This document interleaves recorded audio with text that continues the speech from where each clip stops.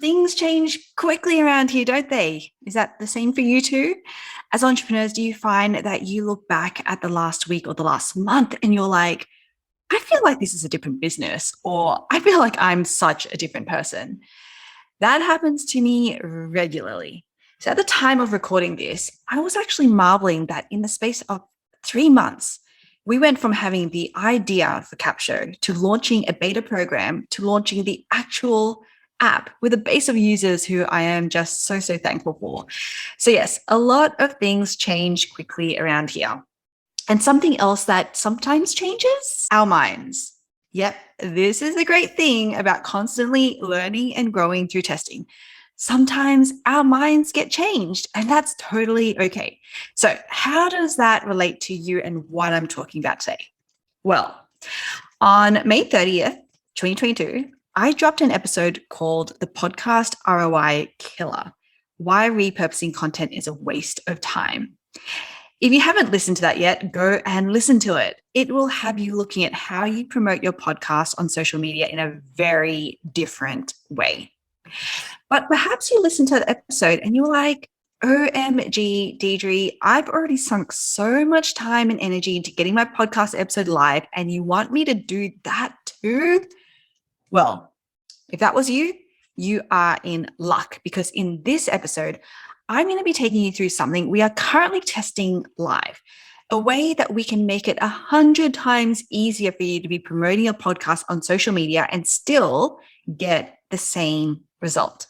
Still get people intrigued with the message on your post and intrigued enough to start listening to your podcast episode, which is exactly the result we want when we're promoting it, right?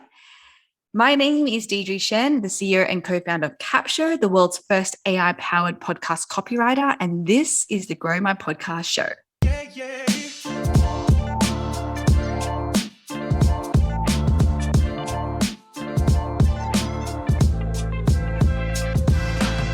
Hey you, Deidre Shen here, coming into your ears from New York City. In this episode, I'm really excited to be telling you about a particular test that we're running on promoting our podcast episodes on social media. Let me tell you about how this came about. So I get a lot of lovely emails and DMs from you guys from this community.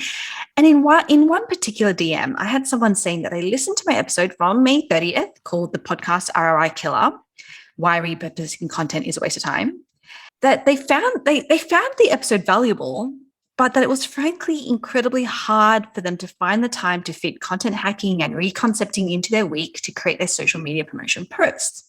And so we started a conversation, and I learned through the back and forth of that conversation that we were having that they were currently using a tool to create audiograms. They would just upload their video file of the recording, and the tool would recommend a few clips. They would choose one and publish that. Simple and easy, right? Now, to their credit, they did mention that I was right. Thank you for that. And that these posts got super low views and engagement. So they did acknowledge that while they felt good about the fact that they were doing something on social media to promote their podcast, it wasn't really getting them any results. But what other options might they have that didn't require too much time? Is there a way that they can still repurpose their podcast content to promote their episode? And honestly, I was stumped, because this was the only way I knew how. And it works. I know that it works because I have people commenting on my post or DMing me once I post saying that they just listened to the episode or they're going to go listen to it now. I actually just on my latest Facebook promotional post, I mentioned, I don't know if you listened to that episode, the YouTube one, but I mentioned Rafi and Sarah, and Rafi actually commented being like, I'm famous, because he listened to the episode from my Facebook post. So I know that this way works. So I was stumped. But I'm also not one to shy away from a challenge, especially when it's a particularly juicy problem that someone is having. So I set my mind to it, and I have come up with a solution that we are currently testing, but is getting some good early results. So yes, I'm starting to change my mind. I am on here on record saying that I am starting to change my mind about repurposing and how you repurpose your podcast content. Repurposing so that there isn't much more time you need to put into creating the results of the assets, but it gets you the results you want from promoting it on social media. getting your audience to listen to your podcast episode, right? That's the number one thing that we want from our promotional post. So I'm going to take a quick ad break. And when I come back, we're going to dive into the secrets, what you need to know to make your repurposed content work. Are you ready to 10x your listeners and leads while saving 1 to 4 hours per episode? Well, it's time to meet every podcaster's new best friend, Capsho, the world's first AI-powered podcast copywriter. Capsho will take your episode's audio file and create drafts of titles, descriptions, show notes, promotional emails, social media captions, and a full transcript for you. These are all editable, by the way, so all you have to do is upload each episode's audio file, view the drafts that Capsho creates for you, make your edits, and download the outputs so that your episode titles and descriptions can go straight into your podcast publishing platform, your social media captions can go straight into your social media scheduler, your promotional email can go straight into your email platform, and your show notes and transcript can be added straight into your podcast website. But before you think this is just another robot that writes words for you, I have to tell you about what makes Capsho different. Capsho's artificial intelligence has a very robust mix of human intelligence mixed into it. So every piece of copy that Capsho creates for you is fused with content honey traps. So your titles, your descriptions, your show notes, your emails, and captions actually stop the scroll and hook your audience to listen to your episode. But don't just take my word for it, because Capsho is offering you a free trial to experience all of this awesomeness for yourself. As part of the free trial, you get 2 free credits so that a full podcast promotional package is created for you for 2 episodes completely free. Sign up takes 2 minutes, and no, there is no credit card required. Head on over to www.capsho.com. That's www.capsho.com and sign up for a free Capsho trial today. Finding that you've been doing that thing to promote your podcast, and by that thing, I'm referring to simple repurposing, clipping an interesting part of the episode recording, creating an audiogram, and just posting that everywhere on your social media, hoping that that's going to get people to listen to your episode. If you've been doing that and finding that it hasn't been incredibly effective to date, you've barely got any engagement and certainly no new listens, then we are here to help you. I'm joined by my co-founder, Bono Rai, and we're going to take you through the 3 simple steps that we are currently testing to make your audiograms work. You ready for this? Yes, I'm so excited. Awesome. All right. Okay. So let's go through the 3 steps to do this. The first step, and I feel like everything we do comes back to this all the time, is to understand content honey traps. Okay. So content honey traps is the basis for my whole strategy. So if you've been listening from episode 1, you would know that pretty much every episode we mention content honey traps, because this underlies everything that we do. This, in fact, underlies our software, our product, Capsho. And so we're not going to do a super, super deep dive on what content honey traps are now, because you can go back and listen to episode 1 and 2 especially to figure out the 8 mental models that we talk about. But what I will mention is that, in short, content honey traps is all about creating curiosity. Okay, if you don't have curiosity, then you have no way to actually hook people to get them to do the thing that you want them to do. So, and that's fundamentally what we're doing every time we put content out there. Every time we are doing anything, we are essentially selling. And in order to sell, we need to create that curiosity. We need to content honey trap them. All right, so Bono, over to you help us deep dive into how understanding content honey traps can help us with this process that we're talking about. Yeah, one thing that I've heard recently, which I'm sure I've heard before, but just hit me different, was how we always talk about how time is our most precious resource, our own, but also our audiences, our customers. And this person said, actually, it's not time, it's attention. I was like, oh my gosh, yes, that is so true. Because essentially whenever I'm giving my time, I'm giving my attention. And the attention is really what you want to grab. Again, not just, obviously with the intention of adding value, I should say, But really what's great, what the thing about content honey traps is that that's what you're doing. Through creating curiosity, you're really getting the most precious resource, which is their attention, even just for the shortest amount of time. Yes. And like we talked about, there's all sorts of models, 2 that work really well. One is called the boxer, and that's one that we go to relatively, frequently, is because what the boxer does is it really starts to agitate a pain point that your customer has. And we all know misery loves company, by way of when someone can understand the pain that you're in, however big or small, that person becomes immediately relatable and in your corner. Yes. So that's one that we use a lot. There's so many pain points that podcasters have. So that's one that you can definitely, I'm sure each person listening can think of at least 3 that comes up for your ideal customer. The second one that we go to a lot as well, that does a really, really great job of creating curiosity, is especially if you have a guest or you have someone, even your own story, where basically you've achieved a really remarkable thing. And, you can contrast that with a really unexpected fact. So for example, one that's worked really well for you is how I made, 6 figures, over $200,000 with my podcast with a $53 microphone. Yes. People are like, wait, but people spend thousands of dollars on this. Yeah. And I'm like, this is possible. Yes. And so I think really the paradox works really well. If you have a powerful story like that, a powerful result, you really want to use it. But rather than just saying, hey, this is how to make $200,000, adding that extra curiosity element, which is with just this, or even without. Yeah.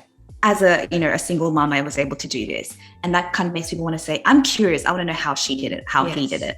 And I think the great thing about paradox and why that works so well as well is because we are all have been in that same spot, right? Like the reason why we get hooked by that so much is because, I can only afford a $53 microphone. I'm in my first year of coaching. Yes. X, Y, Z, I'm a single mom who needs to lose 9 pounds or, whatever it is, right? That's actually the part that makes your content relatable. Yes. That's actually the part that makes it specific to the person. So that's why that particular content honey trap works so well for what it is that we're talking about. Yeah. Okay. So that's the first step. You want to understand content honey traps and why we use it and what it's for and the different mental models, because then step 2 is we're going to take that content honey trap and we're going to create what we call a text hook. And this text hook has to be, if you can believe it, if you can, under 6 words. Impossible. Okay.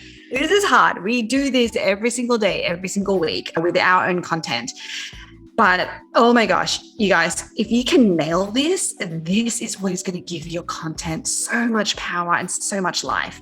This is the whole, if I say the strategy, the tactic behind what we're currently testing is, hey, even if audiograms in and of themselves don't quite work, is there a way that we can actually hook someone? Can we get their attention, to Bonna's point, to actually want to, even if they don't watch the whole audiogram, because I don't know about you, I certainly don't listen or watch to audiograms, so I don't think anyone really does. But if nothing else, if it can get them to go to the caption to be like, oh, that's a really cool, I wonder what this thing is about, I'm just going to shortcut it, go to the caption and see where I can do the thing that, as in go and find the podcast episode to listen to, right? Yes. That, if nothing else, if you can do that, then that is how you get the results from just kind of the simple repurposing of your content on social media. Yes. So I just took, So can you take us through how do we start to look at creating these text hooks in under 6 words? Oh gosh, using our content honey trap. I'm probably going to cheat a bit and be like 6 to 8 words. But really, you want to be short, sharp, to the point. And also there's not a lot of room in real estate. So that's why we try to keep it under 6 words. This is oh my gosh, this is where the magic happens. If it works really well, this is where all the experimentation happens as well. So remember that not everything is going to hit. The 2 things you want to remember about text hooks as you start to approach to write them is, firstly, like we talked about, content honey traps are all about creating insatiable curiosity, right? And you might not think of it that way, but you've opened a loop. So really what you want to make sure that the text hook continues to do is really open that loop up for someone to, as you say, just click it and let it play so that they take the next step with yourself. And in order to do that, you really need to be specific. This is one lesson that I've learned the hard and long way, because like every person in history, I want to talk about everything and I want to make sure that I speak to everyone, but really it's about being extremely specific. like to the degree that you think is a bit uncomfortable, right? So for example, with Capture and what we teach, we know we can help podcasters copywriting pain on every front. Titles, descriptions, show notes, blog posts, emails, social media captions.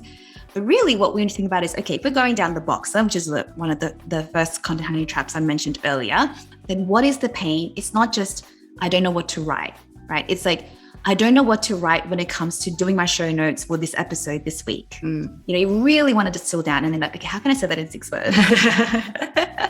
One text hook that's worked really well for us that, got lots of views and lots of listens on that particular episode was it's show notes writing time of the week, right? It's very simple. But again, people, because you contextualize it to a time in their week where they probably hate life, show notes immediately makes it very specific. A lot of people who don't do podcasts don't even know what that means. Yes. It's vernacular that works. And it's just simple. And then, again, you kind of like, hey, this person understands that pain. I don't even need to say how painful it is. Like show notes, writing, that time of week, So it has to just be really, really simple, but it immediately opens up a loop because people are like, oh, this person probably has a solution for this, so let me see what that is. Yeah. And it happens so quickly, we don't even realize. Insane. That's such a cool example. Yes. And the other example that I really liked, it was one of our older ones actually, before we even were thinking about text hooks in this way, was an episode that you did with Angela Taylor. And she had this amazing, remarkable story. There were so many climax points in that episode, right? But we were like, gosh, we need to pick one. Yeah. And one that really resonated was she told you in the episode, I only work 45 hours a month. And then I was like, wait, you mean a week, right? Exactly. Did you say a week? She's like, no, a month. What? Exactly. And then the other one that she said was, she made $30,000 in one podcast episode. And everyone was like, excuse me, you mean like in your podcast for the year? And it's like, no, in one episode. Yeah. So we had a couple of cool stories to play with, right? Because you have 30K contrasted with one episode. Yes. What? 45 hours in 1 month. And this is where I was talking about experimentation comes into it. The great thing about podcast episodes is they live forever, essentially. Angela's still around, right? Yes. Her business is still around. So really what you want to think about is how can you experiment with these different text hooks? Because like with every single hook, different hooks work for different people. Now, my hypothesis is that 45 hours, like you said, you have to have that double take. Sometimes when people are scanning, they might just read that as 45 hours a week. It's still like it looks like a big number. Yes. So one way we can experiment is to say 11 hours, like, bring it down to something that people are going to say 11. Yeah. That's insane. And you're making how? Like you're making 6 figures. Yeah. Right. And then another one you want to experiment with is like, how Angela made $30,000 in one podcast episode. Yeah. And that's just, if you're not clicking into that, what's wrong with you? Exactly. I'm not in podcasting. I'm going to get into podcasting to be able to do that, right? You don't need to do too much to it. Let it stand on its own because it's an amazing outcome. And then for something like the 45 hours, see how you can play around with it to make it a little bit, when people are scanning, immediately clickable. So that's how you want to think about your text hooks. That's so good. Such good example. So we'll leave those in the show notes as well. And maybe we'll actually put the screenshots of the actual covers that we created, because that's the third step. Yes. The third step is, because you're probably like, you're listening to this going, I don't know, okay, Deidre Bonner, like I'm kind of following, but I don't get where this is going. How is this actually going to help me get people on my social media to listen to my podcast episode? Okay, so we are getting there. We're getting there. Okay, so step 1, we wanted you to understand content honey traps, because this is the basis, right? This is like the core of everything that you're going to do, especially on social media, where attention is just so, so not there, almost like it's like nothing existed. Yeah, exactly. Yeah. So, okay, unsafe content honey trap, step 1. Step 2 is then create, like you want to use that content, a particular content honey trap that you have decided it works the best for your particular episode. And again, you want to test them and see what works. So we've given a couple of examples of boxes and paradox content honey traps that we used, and how we actually crafted text hooks that maybe was not quite under 6 words, but let's say 6 to 8 words. Really growing now. Yeah. So you want to keep it short, sharp, to the point, specific to what Bonner was saying, because then you want to take that text hook and you want to create your cover image. And your cover image is going to be so important. This is, and all of the platforms are doing this now. You've got Instagram Reels. If you're not using a cover, start using a cover, because this is when it lives on your profile. This is how people see what it is that if they want to even play that reel, right? That's the cover is going to help them do that. TikTok, same thing. The cover, the text on the cover is going to make people want to click in to watch your short form TikTok video. YouTube Shorts, Same thing. People are going to be like, okay, is this going to be worth my time? Even if it's only 30 seconds. Again, people do not, they don't want to be spending time on things that they don't want to, right? Think about yourself, right? You don't want to either. So this is the important thing about how we can make simple repurposing work on social media. You can stick with the audiograms. You can stick with doing the thing that you can do in the time that you have. But doing this bit is going to be the make or break difference with whether or not your repurposed content is going to work on social media. So step 3 of this is you're going to take your text hook, you're going to create a cover for your video, reel, TikTok, whatever it is. And the way that you're going to do that is really quite simple. You're just going to choose a photo on you, hopefully, that actually shows as much of the emotion that you're trying to. So, and I want to, before Bono goes into this, because this was actually on my mind from the last example from step 2, when you were talking about that, the text hook of its show note writing time of the week, in and of itself in isolation doesn't create a lot of emotion, right? It's almost a factual statement. Yes. But think about coupled with an image of me being like, you can show me your show notes face. Yeah, you can always visualize the pain, the pain face. Yes. With it, like that is actually, so that's how you start to bring the emotion into, absolutely, to beef up your text talk. Yes. So we do this really simply. We just choose a photo, really any photo. I've got a bank of photos. Basically, I just keep taking photos, but I want to. I'm like, okay, I'm going to take photos. And then we just put the text hook on there. But can you elaborate on? Yeah, I love what you were just saying before. So really think of your image as the thing that's going to create the visceral reaction, basically, and because that's the thing, we're breaking this down component by component, but essentially your audience is going to consume it in one hit. And that's absolutely right, where, photos of you, because people love to connect with other humans, and, sure, you might have some scenery shots, maybe on Instagram to break things up, but honestly, for things like this, who am I connecting with? Who's the person? So definitely images of you, of yourself. And we also like to say, wherever possible, bring in contrast elements. So we talked earlier about if you can't strictly keep your text hook to 6 words, that's ideal because it's really quick for people to scan. Think about how you can build some contrast break it up into like 2 sentences or a line break, and contrast the text with each other is one way of doing it. Include stickers. Again, nothing crazy that's going to be too cluttered for people that it really needs to focus on the thing you're saying, which is your text hook. But that can add a bit of interest and visual scroll stoppers for them to be able to read it. One person who does this really well is our friend Travis. Yes. So I'll link his Instagram account in the show notes, but he does an amazing job with his text hooks and just the kind of formatting of them. Nothing, they're very consistent, so there's not a lot of design work that needs to go into it, but they're really kind of just, they tell you exactly what it is. He uses colors and contrasting elements to really make them pop against just a photo of him, which is, again, super easy to do. Yeah. So definitely that's where we recommend, you really putting a little bit of effort into it. And Rote makes things like, for example, logos and things like that. So if you're talking about YouTube, rather than just writing the word YouTube, make it the YouTube logo. Because again, just leverage visual recognition people already have around brands. If you're talking about Instagram, put in the logo, so that's different ways that you can also get around kind of having lots of words on the cover.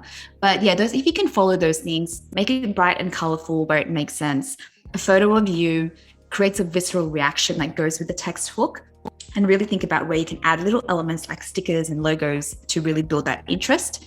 Then you've got a really powerful, visual to stop the scroll as well. And I do want to, because I'm sure that people are probably like, what do you mean a photo of me? The audiogram is like me and the guest, and the episode is me and the guest. And so let me clear that up for you right now. People are following you for you.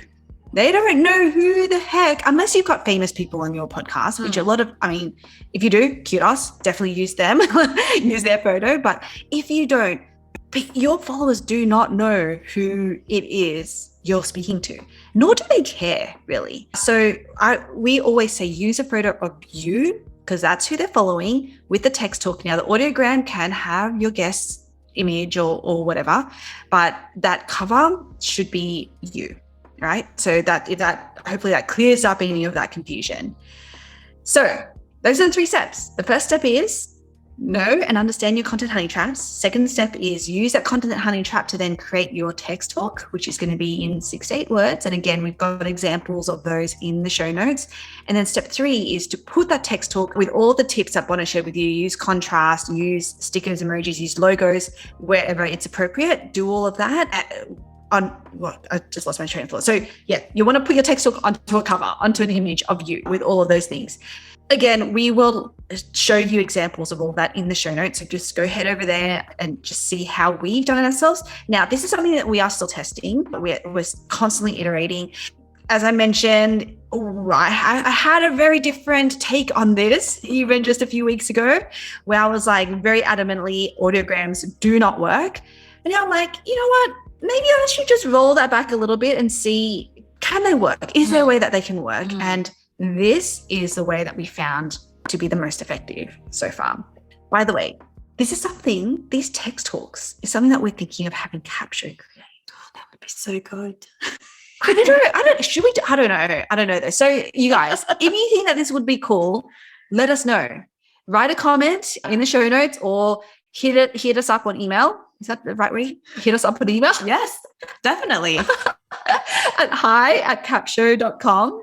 hi@capsho.com. Again, we'll leave all of those links in the show notes, all the resources, and let us know, do you think that this is something that would be pretty cool for Capsho to create? Not promising anything, but we want to see if there is actually demand for this.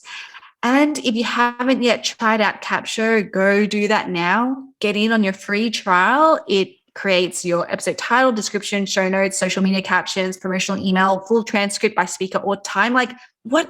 Seriously, you're insane if you're not in Capsho right now. Okay, so I hope that this episode was super useful for you. Start doing it, and please, as you do it, again, hit us up. Please, email, by email. Let us know. We'd love to see examples. We'd love to highlight you on another episode of the Grammar Podcast Show. Okay, that's it from us. Stay awesome. Bye.